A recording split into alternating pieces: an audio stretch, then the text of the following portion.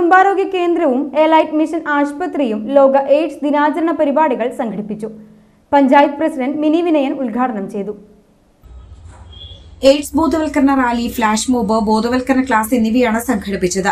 അമ്മാടം സെന്ററിൽ നടന്ന പരിപാടിയിൽ ഹെൽത്ത് ഇൻസ്പെക്ടർ കെ രാജേഷ് അധ്യക്ഷത വഹിച്ചു. Junior health inspector KP Nima, nursing officer E Mini, junior public health നഴ്സുമാരായ KM Abitha, PK Swapna, MLSP നഴ്സുമാരായ Vinitha, Sajas, senior clerk Mathews, Chovvukaran, Tessy David തുടങ്ങിയവർ പങ്കെടുത്തു.